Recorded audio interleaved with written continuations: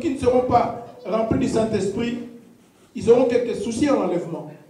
Parce que dans ces temps difficiles qui courent, il y a la corruption spirituelle. Il y a tout ce que le monde présente. Et si on n'a pas le Saint-Esprit, on passe à côté. Et lorsqu'il y aura l'enlèvement, on passera à côté de l'enlèvement. Ce n'est pas une garantie. Parce que la Bible dit, celui qui croit, celui qui sera baptisé, et celui qui croit, celui qui sera baptisé, il sera sauvé. Ça ne suffit pas parce que vous êtes baptisé. Ça ne suffit pas parce que vous avez cru. Mais vous devez être rempli du Saint-Esprit. Parce que sinon, si vous n'êtes pas conduit par le Saint-Esprit, nous allons tomber dans la chair. Nous allons marcher selon le convoitise de ce monde. Parce que ce monde, ne nous trompons pas, ce monde a des friandises. Hein. Il y a de la tentation. Hein. Il y a de la tentation à tout bord. Nous ne pouvons pas dire qu'il n'y a pas de tentation. Le monde présente des tentations. Et si Jésus a été tenté, nous ne pouvons pas faire exception. On dit que non, moi je suis fait de fer. Que moi je suis intentable. Non. Nous avons besoin du Saint-Esprit pour échapper à la tentation. C'est pourquoi lorsque les disciples ont demandé au Seigneur, Seigneur, apprends-nous à prier. Il les a dit la prière de notre Père. Seigneur, ne nous soumets pas dans la tentation. Si ce n'était pas nécessaire, Jésus n'allait pas leur dire cette façon de prier. Donc nous devons prier au Seigneur. Seigneur, aide-nous. Ne soyons pas... La Bible dit, si nous croyons que nous sommes debout, nous finirons par tomber. Nous devons continuellement dans notre intimité avec le Seigneur. Seigneur, aide-moi à ne pas tomber dans le ruse de l'ennemi, dans le main de l'ennemi. Aide-moi à ne pas tomber dans la tentation. Ça doit être notre prière. Il y a des choses que nous devons demander à Dieu. Et quand la Bible parle dans la prière de notre Père, Seigneur, que ton royaume vienne. Mais c'est en nous l'Église. Nous devons réclamer que la volonté de Dieu s'accomplisse. Sinon, c'est la volonté de l'enfer qui va s'accomplir. Sinon, c'est la volonté des hommes qui va s'accomplir dans cette terre. Mais Dieu a donné à l'Église les arts de l'Esprit. Il a donné à l'Église l'autorité pour réclamer que le ciel vienne, que le ciel, son règne soit établi. C'est à l'Église. Nous avons une mission. Le Seigneur nous a donné une mission. Dans Marc, nous devons aller partout dans le monde prêcher. Mais non seulement nous devons prêcher, mais nous devons aussi prendre soin de nous-mêmes, de notre relation avec le Seigneur. La Bible ne dit pas, beaucoup diront, Seigneur, Seigneur, n'ai-je pas prêché à ton nom? N'ai-je pas guéri à ton nom? Et parfois, nous les chrétiens, nous faisons attention aux autres. Nous faisons attention à amener d'autres personnes dans le Seigneur. Mais nous-mêmes, nous passons à côté. Et le Seigneur nous dira cette même phrase, je ne te connais pas, infidèle serviteur. Donc nous devons travailler à notre salut. Nous devons comprendre que Christ n'est pas monté pour rien. Que l'ascension a une signification pour nous. Alléluia. Amen. Et un autre aspect de l'ascension, au travers de l'ascension, c'est un signe que Christ réunit son Église. Il met ensemble son Église.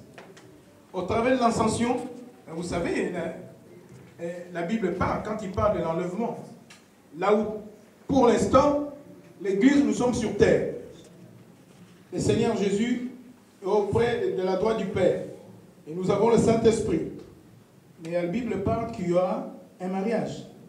C'est pourquoi nous sommes appelés la fiancée. Le mariage n'est pas encore fait.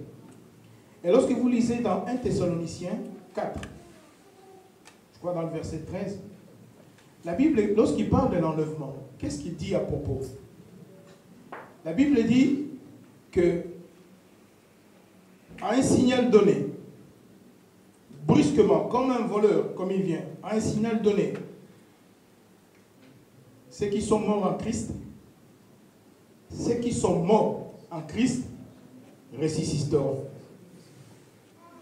Donc Christ, tout ce que le Seigneur a fait dans la Bible, tout ce que le Seigneur a dit dans la Bible, c'est pour notre instruction. Quand la Bible parle d'enlèvement, il parle de deux catégories de chrétiens. Il parle des chrétiens qui sont déjà morts, qui nous ont quittés. Et ces chrétiens, ils sont morts. Mais lorsqu'il y aura l'enlèvement, ces chrétiens vont être ressuscités. Et Christ en a donné l'exemple. Et lorsque cette première catégorie de chrétiens qui sont morts, qui vont être ressuscités et pour être enlevés, Et pour être enlevés, ils doivent ressusciter. Et toutes ces étapes, le Seigneur les a accomplies pour notre instruction. Lui, il est mort, il est ressuscité, il a été enlevé. Et lorsque sonnera la trompette, ceux qui sont morts en Christ ressusciteront, après ils seront enlevés. Mais dans Thessaloniciens, il est encore dit, ceux qui seront vivants, en un clin d'œil, ils passeront tout droit. Donc, ils vont être enlevés. Donc, c'est deux catégories de chrétiens. Ceux qui sont morts et ceux qui seront vivants, ils vont être fusionnés dans le signe, dans le symbole de ce qu'est l'ascension ou l'enlèvement. Amen. Amen. Donc, c'est comme je disais au début, tout ce qui a été laissé dans la parole de Dieu, c'est pour notre instruction. C'est pourquoi Paul disait, soyez mes imitateurs comme moi je suis dans le Christ. Et nous voyons, nous ne passerons pas à côté de ce que Christ a fait. Alléluia. Amen. Donc si nous partons avant les autres, nous devons ressusciter et aller à la rencontre avec Christ lorsqu'il y aura l'enlèvement. Voilà ce que la Bible nous parle à propos de l'ascension, à propos de l'enlèvement. Son ascension représente l'enlèvement de l'Église. L'Église qui sera enlevée. Christ est la tête de l'Église et son corps attend son retour. Son ascension représente de l'autre côté de l'Église, c'est-à-dire les chrétiens qui seront vivants, et sa mort et sa résurrection représentent les chrétiens qui sont morts avant. Donc, Christ qui est la tête, l'Église qui est le corps. Et dans cette Église, nous voyons deux types d'individus. C'est-à-dire que lorsque Christ était sur terre, il était mort, il était ressuscité, il a fait son ascension. Et ces deux catégories de chrétiens sont regroupées dans la mort et dans la résurrection et dans l'ascension. Mais nous voyons au retour de Christ, parce que la Bible parle, Christ était mort, Christ était ressuscité et Christ il a été ascensionné. Lui qui est la tête. Et la Bible parle, il y aura le mariage. Donc, Christ, après avoir accompli par sa mort et par sa résurrection, et a passé par au travers de l'ascension, Christ, il a annoncé l'enlèvement de l'Église. Le mariage de l'Église, de son mariage avec l'Église. Christ, il est la tête et son Église, il est le corps. Et son corps, il est représenté dans ces trois choses que Christ a accomplies avant qu'il ne revienne. C'est-à-dire sa mort, sa résurrection et son ascension. Ce que nous pouvons retenir de sa mort et de son ascension, dans Thessaloniciens, il est parlé de la première catégorie de l'Église. Et dans son ascension, il est parlé de l'autre catégorie de l'Église, qui sera vivant et qui va être enlevé. Et de tous unis lorsque Christ va revenir. Voilà pour nous le sens que peut avoir le mot ascension dans notre vie. Nous devons nous souvenir que lorsque Christ est mort et lorsque Christ est ressuscité, c'était pour aller nous préparer une place auprès du Père. C'était pour aller préparer les noces. C'était pour aller préparer son retour. C'était pour aller se présenter comme un sacrifice devant le Père. Et c'était pour qu'il parte afin que le Saint-Esprit nous revienne. Voilà la signification pour nous en tant que chrétiens aujourd'hui de l'ascension de Christ. Et lorsque Christ était dans le monde, avant son ascension, lorsqu'il venait, parce que l'ascension c'est son départ, mais lorsque Christ venait, il avait aussi deux buts. Réconcilier Dieu avec les hommes qui ont été séparés de Dieu, et détruire les œuvres du diable. Ça, c'était les deux buts principaux de Christ. Lorsqu'il venait et lorsqu'il partait, le but se sont multipliés plus. Il est venu pour deux grandes choses. Réconcilier l'homme à Dieu et en même temps détruire les œuvres des ténèbres. Mais lorsqu'il partait, il y avait encore des choses plus grandes qui attendaient l'Église. Alléluia. C'était préparer une place préparer la noce, préparer son retour, aller se présenter comme sacrifice devant le Père et remplir son peuple du Saint-Esprit. Et nous, ça c'était la part du Christ. Et nous, qu'est-ce que nous devons faire? Nous devons continuer à marcher dans le Saint-Esprit. Nous ne devons pas être comme ce veuve qui manquait d'huile. Après, lorsque le pou est venu, ils sont passés à côté, ils n'ont pas été pris. Nous devons être une église préparée. Alors que nous voyons ces signes d'enlèvement de Christ, nous devons nous souvenir, Christ n'est pas monté en vain, mais Christ est monté, alors qu'il montait, il nous a envoyé le Saint-Esprit. Que faire de ce Saint-Esprit? Aller partout dans le monde, vivre une vie victorieuse, et enfin le Saint-Esprit nous prépare à la rencontre ultime, à l'enlèvement. Voilà pourquoi le Seigneur nous a montré. Le Seigneur pouvait aussi, comme après sa résurrection, parce que lorsque Christ a été ressuscité, il s'est fait voir aux disciples, mais Dieu est tellement intelligent, il voulait nous donner un signe. Christ, après son apparition, 40 jours, il pouvait disparaître comme ça. Et puis les gens ne voient pas. Mais Dieu a laissé toutes ces choses-là pour notre instruction, pour comprendre. De la même façon que le Seigneur est parti, il va revenir de la même façon. Mais nous, étant que chrétiens, qu'est-ce que cela représente pour nous? Nous devons mourir en nous-mêmes. La Bible dit que Dieu résiste aux orgueilleux. Un chrétien qui n'est pas mort en lui-même, un chrétien qui est orgueilleux en soi, n'héritera pas le royaume. Il doit avoir en nous la mort et la résurrection. Nous devons mourir dans notre chair. Nous devons mourir dans notre vieil homme pour devenir des hommes nouveaux dans le Seigneur. Sans cela, nous ne pouvons pas ascensionner. Nous ne pouvons pas être enlevés. Vous voyez, tout s'explique. La mort, la résurrection, l'ascension s'explique. Si nous ne mourons pas, nous ne pouvons pas être ressuscités. Et si nous ne ressuscitons pas, nous ne pouvons pas être enlevés. Alléluia. Amen. Donc nous devons travailler sur notre salut. Et nous devons comprendre que le Seigneur est parti pour nous donner le Saint-Esprit. Le Saint-Esprit, nous devons demander, Seigneur, donne-nous ton esprit. Parce qu'avec le Saint-Esprit, nous pouvons faire des exploits. Avec le Saint-Esprit, nous pouvons être conduits. La Bible dit, le pas des justes sont conduits par Dieu. Mais nous avons besoin de l'Esprit du Seigneur. Et Jésus a été l'exemple ultime pour nous. Et il disait que je ne fais rien sans avoir attendu de mon Père. Lui qui a été le Fils de Dieu, il devait attendre le Saint-Esprit pour le ressusciter des morts. Vous comprenez cela? Lui, Dieu. Lui, le Fils de Dieu. Mais il devait attendre le Saint-Esprit pour le ressusciter dans le séjour des morts. Parce que la Bible le dit. L'Esprit qui a ressuscité Christ des morts, c'est le Saint-Esprit. Et à combler plus forte raison, Christ pour faire face, lorsqu'il est allé en enfer, pour faire face aux puissants des ténèbres, pour aller récupérer la clé que Lucifer a pris à Adam et Ève, il a été conduit par le Saint-Esprit. Et à combler plus forte raison, nous étant que chrétiens, nous qui avons la chair et le sang, nous devons avoir besoin du Saint-Esprit de Dieu. Parce que Dieu, sur son trône, nous ne pouvons pas saisir Dieu. Mais Dieu a mis son esprit en l'homme. Donc il s'est lui-même mis en l'homme. Il a établi ses lois dans l'homme. Avant, les lois étaient dans le tablette.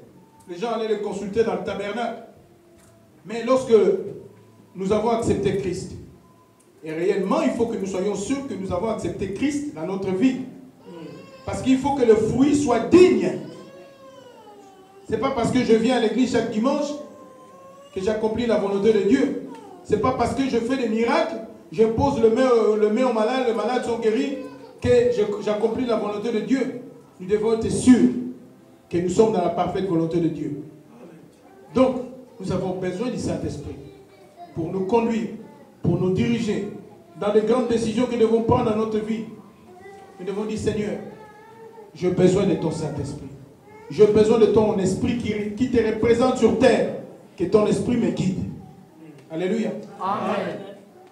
Voilà, peuple de Dieu, cet après-midi, c'est que le Seigneur a voulu nous parler à propos de cette journée d'ascension.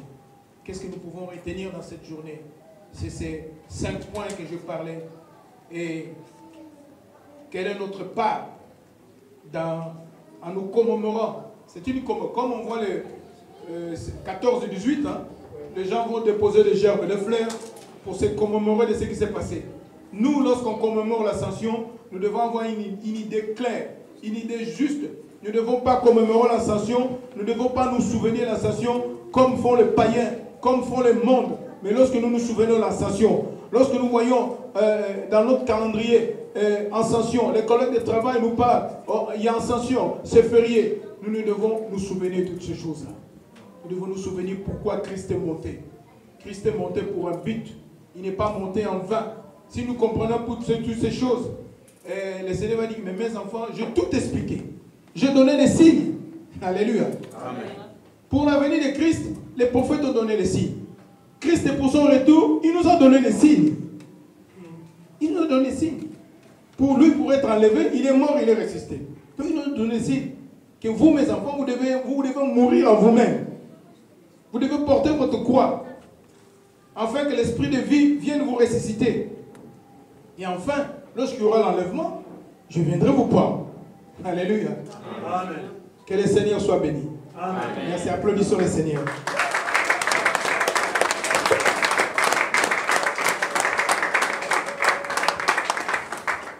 Est-ce que nous pouvons encore applaudir pour notre Dieu?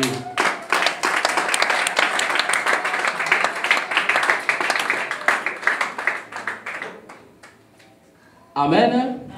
Amen. Amen. Nous avons eu un long week-end pour ceux qui vont à l'école, même pour ceux qui vont au travail. Et le lundi, demain lundi, quand nos collègues de travail de l'école nous demanderont c'est quoi même l'ascension? C'était un férié de quoi? Est-ce qu'après cette prédication, nous arriverons quand même à répondre? Amen. Nous arriverons à répondre? Amen. Moi, de mon côté, j'ai noté quelques points. Ça pourrait nous aider pour ceux qui n'ont pas écrit. Donc, il était dit, l'ascension de Jésus était précédée de deux grands points. C'était sa mort et sa résurrection. Sinon, ça serait pareil comme l'ascension des autres personnes. Élie aussi était monté, mais son ascension n'était pas précédée de sa mort et de sa résurrection. Ça, c'est un bon point. Et le but de l'ascension de Jésus, est-ce que vous aviez noté? Moi, j'ai noté quelques points. C'était pour présenter son sang auprès de notre Père. Là où il a plaidé la cause pour nos péchés, pour que nous soyons pardonnés. Jésus s'est amené lui-même en sacrifice parfait dans un tabernacle non pas fait de main d'homme, mais plutôt céleste, pour que toi et moi aujourd'hui nous puissions avoir le pardon de nos fautes. Et deuxième point, c'était pour nous préparer une place. Quand la Bible dit dans la maison de mon Père, il y a plusieurs demeures. Je m'en vais vous préparer une place et je reviendrai pour vous chercher. Et là où je serai, pour que vous aussi, vous y soyez. Et encore un autre point, c'était pour préparer l'annonce, cette fête qu'il y aura entre nous, l'Église, et Jésus-Christ. Et préparer en même temps son retour. Et encore un autre point, c'était pour qu'il fasse des voitures qui s'en vont et des voitures qui reviennent, comme il y a quand il y a des vacances. C'est pour que le Saint-Esprit vienne à nos côtés. Et c'est le Saint-Esprit qui va caractériser chaque chrétien qui sera enlevé. Sinon, sans le Saint-Esprit, déjà nous ne pourrions pas faire face à cette époque que nous passons. Et sans le Saint-Esprit, nous ne serions pas reconnaissables auprès du Seigneur pour que nous soyons, n'est-ce pas, enlevés. Et encore un point, il était venu pour détruire les œuvres du ténèbre et nous libérer, toi et moi. N'est-ce pas, c'est beau? Amen. La vie éternelle dépend de cette connaissance que nous avons appris, toi et moi. Est-ce que nous pouvons acclamer encore pour notre Seigneur, le roi des rois, le Seigneur des seigneurs?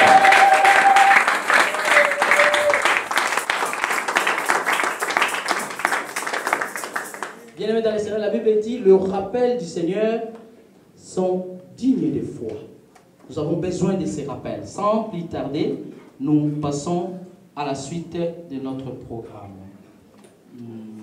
Donc nous allons passer à nos offrandes.